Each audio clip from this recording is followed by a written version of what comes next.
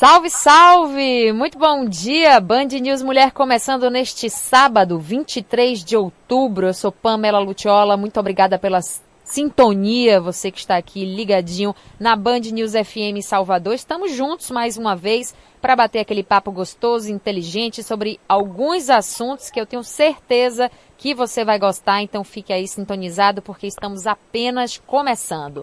E vamos lá, olha, já quero chamar o meu primeiro convidado de hoje, que vai falar sobre um assunto importantíssimo. É o seguinte, um estudo realizado em 30 países colocou os brasileiros à frente no ranking dentre os que acharam que ganharam mais peso durante a pandemia. Pois é, outro estudo realizado no país descreveu as mudanças no estilo de vida quanto aos hábitos alimentares, a prática de atividade física e o comportamento sedentário, entre outros. É realmente um problema sério, uma das consequências aí da pandemia do coronavírus foi, de fato, o ganho de peso e a ansiedade também. Então, para a gente falar um pouco sobre isso, eu convido o Dr. Bruno Duque, ele que é cirurgião bariátrico. Dr. Bruno, bom dia. Muito bom dia Pamela, bom dia a todos os ouvintes, nesse lindo sábado, nessa linda manhã, muito grato aí pelo convite. Obrigada pela presença. Doutor Bruno, ganho de peso e ansiedade estão, assim, diretamente relacionados, né? Porque muitas vezes o nosso desequilíbrio emocional a gente acaba descontando na nossa alimentação e isso é um risco grande, né? Intimamente relacionado. Inclusive na equipe hoje de um cirurgião bariátrico tem que ter psicólogo, né? Cada um canaliza a sua ansiedade, sua frustração para um ponto específico da sua vida. Tem aqueles que trabalham muito, tem os que perdem sono, tem a chamada síndrome noturna, né? Síndrome do comer noturno, acredite, e muitas vezes ele nem percebe, né? Ele está tão ansioso, pensando em algo que não aconteceu, ou que acontecerá, e ele vai na geladeira, bebe uma água, toma um suco, futuca alguma coisa e nunca futuca fruta. Sim. Nunca come um mamão, nunca come uma banana. Ele come aquele produto ensacado, industrializado, de baixo teor nutricional e de alto teor calórico. São as pizzas, os doces, né? Porque a gente sempre recorre, infelizmente, à nossa cultura. Aí eu digo cultura alimentar, né, e trazendo essa expressão aqui, recorre a esses produtos industrializados para matar aquela vontade, né? Quando a gente bate aquela, ai não, tô triste, vou descontar ali no doce, no chocolate. Isso faz parte mesmo da forma que a gente costuma se alimentar, né? Da nossa cultura também, da forma que a gente costuma, o que a gente costuma comer, né, doutor Bruno? São duas explicações. A primeira ela é a fisiológica. Alguns alimentos, Pamela, eles de fato aumentam a endorfina. É como se fosse popularmente chamado de um hormônio do prazer. Você tem isso quando tem alegria, felicidade, faz atividade física, faz algo prazeroso. Alguns alimentos, como por exemplo o chocolate, você citou aí, ele libera endorfina. E os psiquiatras e os psicólogos, aí vai dar um outro enfoque. Você quer comer algo compensatório. Você quer comer algo que lhe premie, que lhe satisfaça. Alguns anos atrás, né, na década de 80, isso foi muito a minha adolescência, você via um menino esperneando no mercado dizendo que queria rabanete, chicória, né? Aquilo ali até naquela época soou muito engraçado. Ninguém quer ser compensado com uma salada. É verdade. As pessoas querem ser compensadas com algo que te compense, que dê prazer, que aumente a endorfina. E geralmente são alimentos hipercalóricos, de baixo teor nutricional, de alto teor de gordura, de alto teor de açúcar. A gente tem falado de gordura, de dislipidemia, de colesterol, mas hoje para os nutricionistas, nutrólogos e cirurgiões, o açúcar ele é um vilão muito mais em destaque. E está presente em vários alimentos, né? Porque a gente pensa, não, o açúcar só está no doce. Mas muito pelo contrário, esses alimentos industrializados, eles têm um teor alto de açúcar, né, doutor Bruno? Sim. E espontaneamente, só acrescentando e concluindo, algumas empresas, não vou citá-las aqui, espontaneamente, isso começou na América do Norte, nos Estados Unidos, elas vêm tomando iniciativa de reduzir o açúcar de suas bebidas. seja ele suco, né? Vamos botar suco entre aspas. Aquele suco de caixinha, né? Sim, aquele suco de caixinha, imagine, ali tem tudo menos a fruta, né? É verdade. É verdade. Se você pegar, por exemplo, um refrigerante, se a gente segmentar ele, a gente se assusta com a quantidade de açúcar num refrigerante, né? É muito alta. Você pensar que uma criança, por exemplo, né, já ali começa a beber refrigerante ali com seus 7, 8 anos de idade, é um risco tremendo, porque aquilo dali cria um hábito, né, da pessoa ir tomando ao longo da vida e, claro, traz consequências sérias, né? A gente poderia passar uma manhã aqui só falando de obesidade infantil, inclusive. Esse tudo que você citou, Pamela, e há vários, isso se estende também para as crianças. Houve um aumento de peso nelas. Tem um estudo, ele é por telefone, ele tem um baixo índice de ciência, eu estou dando a parte crítica, né? Eu estou criticando como médico. Ele tem um poder científico muito baixo, ele é feito por telefone, há uma série de questionamentos a ser feito. Ele é chamado Vigitel, mas ele é sensacional porque ele dá um panorama, ele traça estratégias, ele traça que caminho estudar, ele traça perguntas. Será que isso é verdadeiro? Ele é conduzido pelo Ministério da Saúde. E houve um aumento também nas crianças, tanto que já há em alguns estados políticas públicas, hora municipal, hora do próprio estado, em relação à merenda infantil nas escolas municipais e estaduais. Sim, isso é tão importante, né? A gente deveria realmente ter mais investimento numa merenda saudável para as crianças, sejam elas da rede pública, da rede privada também, porque a gente pensa, não, na rede privada deve ser melhor. Não é não, viu? Não é não. E isso realmente é uma questão muito séria. Doutor Bruno, você falou aí sobre a obesidade infantil, eu queria me aprofundar um pouco mais nesse assunto, trazendo, por exemplo, para a situação ali da sua especialidade, né, como cirurgião bariátrico, como lidar com a obesidade infantil, né? Porque uma criança, por exemplo, ela não pode operar bariátrica, né? Não, definitivamente não. São casos de exceções. Eu vou contar um caso aqui atípico. Ele aconteceu, foi Índia ou foi Arábia Saudita. Era um jovem de 5 anos que já era obeso mórbido, hipertenso, diabético, viciado em tabaco. Nenhum cirurgião, Pamela, eu posso lhe dizer aqui, nenhum cirurgião engajado, nenhum médico de verdade, e eu vou enfatizar o de verdade, que os tempos em que nós vivemos são tempos loucos, né? Onde você já se questiona em quem confiar. Com certeza. Ninguém fica feliz em operar um adulto, em operar uma criança, muito menos, né? Isso é o último recurso. E esses cirurgiões, eles lançaram mão disso porque não tinha mais o que fazer, não tinha mais terapia, psicoterapia, medicação, acredite você, era mais deletéria do que a própria cirurgia, porque era uma criança em formação. Então, essa criança acabou sendo submetida. Agora, obviamente, eu estou provocando os nossos ouvintes. Sim. Isso é um evento de exceção.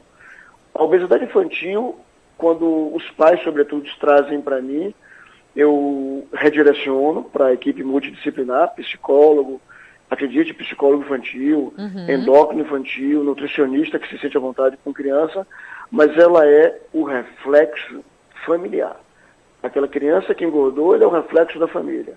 E como eu já tenho uma proximidade, intimidade com esse familiar, que é meu paciente, que me procurou e encaixou o filho na consulta, eu tenho, de forma cuidadosa e carinhosa, o direito de chamar a atenção desse pai ou dessa mãe. Sim, exatamente. Ela não faz mercado, a criança não cozinha, a criança não escolhe, ela escolhe o que botou no armário, mas quem comprou foram os pais. Exatamente. Os pais são o grande exemplo, né? A criança Sim. copia muito o comportamento dos pais. Isso eu digo em várias questões na vida, e a alimentação com certeza é uma delas. Para você que se ligou agora aqui na Band News FM, eu estou conversando com o Dr. Bruno Duque, ele que é cirurgião bariátrico. Estamos falando sobre o ganho de peso, sobre ansiedade durante a pandemia e, claro, sobre a cirurgia bariátrica também. Olha, doutor Bruno, no Brasil, cerca de 20% das pessoas com mais de 18 anos estão obesas. E esse é um número grande, isso segundo a Pesquisa Nacional de Saúde. E aí, com a Covid, esse cenário se agrava, doutor Bruno? Esse dado que você citou foi o estudo que eu citei mais cedo, que é o chamado Vigitel. Com certeza, ele é feito a cada 2 anos. A gente deve ver no próximo ano aí o reflexo em números dessa pandemia. Nós somos 1/5, quer dizer, a cada 5 brasileiros, um está obeso. Não é acima do peso, está obeso. Porque tem uma diferença aí, né? Acima de peso e obeso. São coisas que eu acho que é importante, doutor Bruno, a gente diferenciar, né? Pronto, então vamos lá. Nesse mesmo estudo, 52% dos brasileiros estão acima do peso. Ele deveria ter, por exemplo, vou pegar a mim, um homem de 1,73 m, 43 anos, eu estou falando isso contigo com a calculadora aqui ligada. Tá bom. Para minha idade, hoje, o meu peso estimado, o ideal, são 75 quilos. Se eu tiver, por exemplo, 76, a gente não chama acima do peso porque há uma variação estatística. Mas eu com 79 e eu com 80, eu já estou acima do peso. É o chamado sobrepeso. Sim. E isso a gente calcula através do IMC, Índice de Massa Corpórea. Você pega o peso e divide pela altura ao quadrado. Uhum. Quando a gente passa de um IMC de 30, a gente já recebe o diagnóstico de obesidade. E isso já passa a ser doença. É isso que nós temos no Brasil. 1/5, 1 a cada 5 brasileiros estão doentes, estão obesos. E 52% estão acima do peso. E essa mesma estatística, Pamela, a gente aplica à Bahia. Sim. Esses números mais precisos, em termos território nacional, está 19, alguma coisa por cento de obesidade, então quase 20%. Na Bahia nós somos 18 alto, quase 19%. Então quase 1/5 também dos baianos obesos. E aí, doutor Bruno, quando a cirurgia bariátrica é indicada, qual é o momento, né, que a pessoa deve pensar na possibilidade da cirurgia bariátrica? São 2 cenários. Primeiro, quando ele já esgotou os meios não cirúrgicos. Certo. Como a gente conversou um pouco antes, ninguém se sente feliz de já conduzir um indivíduo, um paciente para a cirurgia. Então, aquele paciente que ele já foi visto pelo nutricionista, pelo endócrino, já fez mudança de hábitos, né? Acreditamos que ele tenha feito ou tentou fazer, associou a atividade física e não conseguiu. Quando isso se repete, vira um ciclo, né? A famosa engorda, emagrece, engorda, emagrece. Aquele efeito sanfona, né? Correto. Que é ruim. É melhor o paciente constantemente acima do peso do que... Imagine a bagunça que não é para todos os milhões de órgãos e células Sim. que tem dentro da gente. Peraí, agora eu tenho 90, agora eu tenho 70, não, agora eu tenho 85. Agora, aquilo ali é terrível. Esse indivíduo, se tiver obesidade, grau 2, com doenças causadas pela obesidade, com uma falha comprovada, e acredite, Pama, quando ele chega para a gente, ele já chega com inúmeras tentativas e inúmeras falhas. Esse paciente está indicado, inquestionável. E tem o outro viés, né, ou o outro lado, que é o paciente que foi levando a vida, nunca tentou nada, nunca foi no médico, é uma doença insidiosa, ela vai acumulando, ela vai ao longo do ano, é a calça que não cabe, a cueca que apertou, o sutiã já não comporta o peito, tem que trocar. Dá 10 anos, ela está ali com obesidade mórbida. Sim. Obesidade mórbida, o que nós médicos chamamos de padrão ouro, ou o melhor tratamento que se pode fazer para aquela doença, aí é igual à cirurgia bariátrica. Entendi.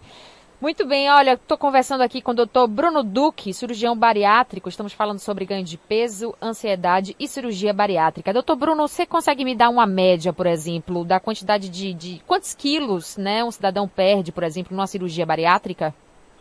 Isso é variável, depende da técnica. Hoje são algumas técnicas de cirurgia bariátrica. Depende do peso que o indivíduo tinha em altura. Eu vou te dar meus extremos. Tá. Eu já tive paciente baixinho. Na verdade, foi uma das maiores experiências que eu tive. Eu até comento isso sempre que eu posso. Eu operei um anão, né? Quando ele chegou para mim, nem eu acreditei. É importante, né, para a gente entender, inclusive, que a cirurgia bariátrica é acessível a todos, né? A todos. Particular, é plano cobre, está na ANS, né? Está no rol de cirurgias coberta pela Agência Nacional de Saúde Suplementar. Sim. Os planos são obrigados a cobrir, obviamente, estando dentro desses critérios que a gente citou. E esse indivíduo, Pâmela, ele tinha 30 quilos, mas era um indivíduo não. E eu brincava com ele, dizia assim, olha, eu quero operar de graça. Eu não posso perder essa chance. Então ele perdeu muito pouco. Sim. Mas já enquadrou para aquele peso e altura dele, normalidade. Se eu não me engano, ele perdeu 15 ou foi 13 quilos e ele já ficou ótimo. Foi um desafio. E operei recentemente uma paciente de 227 quilos. É um padrão norte-americano de obesidade. Ela é classificada, para você ter uma ideia, como obesa grau 5. Nossa. Ou super obesa. Sim. Foi apenas uma cirurgia no dia, 6 meses de pré-operatório, com avaliação cardíaca, com perda de peso obrigatória antes da cirurgia. Para poder operar, né? Para poder operar. Para dar saúde a ela dentro da cirurgia, para ela poder suportar a cirurgia. E a estimativa de tirar dela é perder entre 150 e 180 quilos. Nossa. Imagine, Pam. É uma mudança completa na vida de uma pessoa, de vida, né? Porque total, pegando esse exemplo que você trouxe, doutor Bruno, uma pessoa que pesa 220 quilos, ela não tem qualidade de vida. Zero. Né? Ela pode ter, né, provavelmente, dificuldade de locomoção. Então, que qualidade de vida essa pessoa tem? A cirurgia bariátrica, ela vem para atender, de fato, essa questão de saúde que é muito importante, né? De devolver qualidade de vida para essas pessoas. Mas olha, doutor Bruno, hoje a cirurgia bariátrica é muito popular, né? Eu acho que cresceu muito aqui no Brasil, né? De pessoas que estão fazendo a cirurgia. Mas eu sempre conheço algumas pessoas também que já operaram, a preocupação sempre é, meu Deus, será que eu posso voltar a engordar depois de realizar a cirurgia? Porque assim, eu já ouvi a seguinte frase, a gente opera o estômago, mas não opera a cabeça. Né? Isso daí também é fundamental, essa preparação psicológica também para essa mudança na vida, né? Na nossa equipe, todo mundo faz o papel de psicólogo. E tem que ter um psicólogo na equipe. O discurso que eu tenho com o paciente, quando ele chega para mim a primeira vez, eu vou te dar uma segunda chance. E o que, para muitos, Pâmela, é a primeira. Sim. Eu tenho muitos pacientes que eles nunca foram magros, desde criança, obesidade infantil, adolescência, afastamento social, até que chega no limite. Ninguém chega ao cirurgião bariátrico sem ter tentado de tudo e sem ter um histórico de sofrimento. E na mesa, eu geralmente convido algum familiar para estar presente, amigo, marido, a família esposo, é muito mãe, importante, né, doutor Bruno, nesse processo. A rede de apoio que se forma é fundamental para o resultado positivo, né? Isso é ciência. As pesquisas mostram, quando o indivíduo ele vem sozinho, ou vem com algum companheiro, algum amigo, ou alguém que já fez, essa pessoa funciona como se fosse o doutor Bruno personal dele, né, na casa dele, vigiando. Então, hoje em dia, o reganho de peso é uma preocupação médica, mas a gente deposita isso muito sobre o paciente. O que você faria se tivesse uma segunda chance? Ou, como eu ia dizer, o que você faria se tivesse a primeira chance?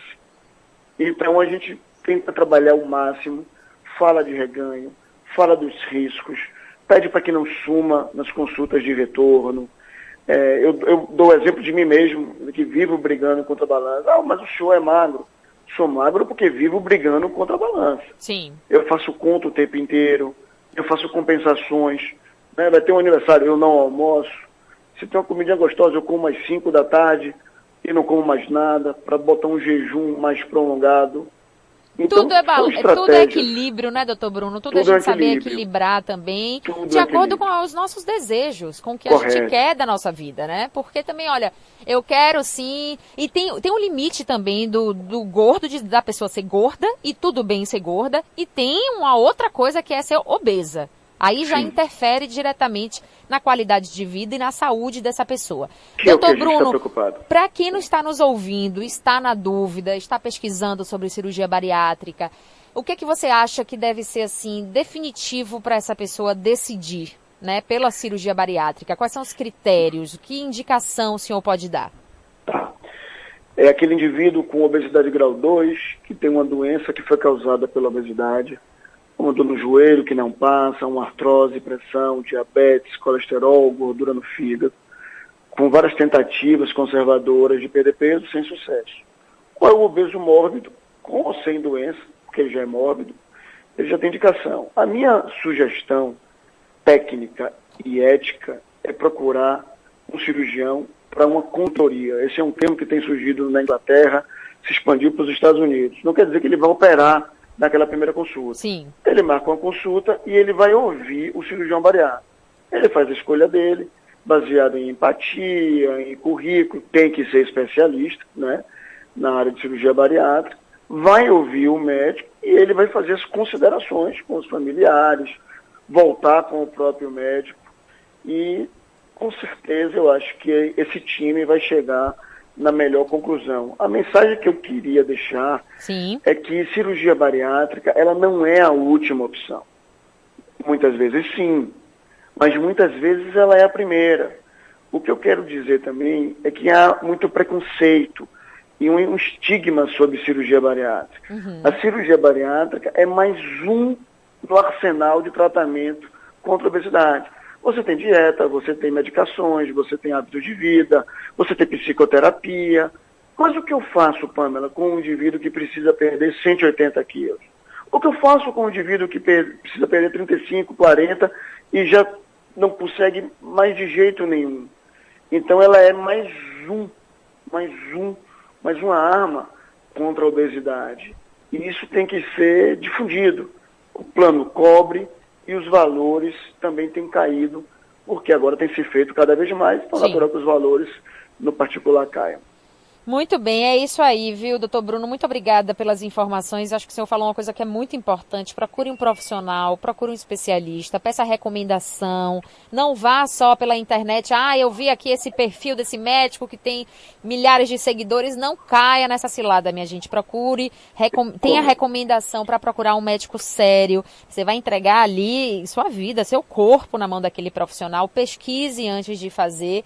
E não tenha medo, porque quando você encontra um bom profissional, eu acho que bate na hora, assim. Você falou em empatia, e isso é fundamental, porque dá um clique e fala, não, esse é o meu médico, esse eu posso confiar, e esse... Você não tem dúvida. E esse eu não tenho dúvidas, exatamente. Muito bem, doutor Bruno, muito obrigada, tá, pelas informações. A gente ficaria mais tempo aqui conversando, porque eu acho que esse assunto rende bastante. Como o senhor falou, eu acho que ainda tem muita coisa para se desvendar sobre a cirurgia bariátrica e falar sobre isso com responsabilidade, que é o mais importante. Perfeito. Muito obrigada, tá? Até uma próxima.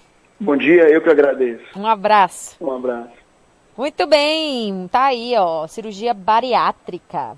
Estamos falando, né? Falamos sobre esse ganho de peso, ansiedade e também sobre cirurgia bariátrica com o doutor Bruno Duque.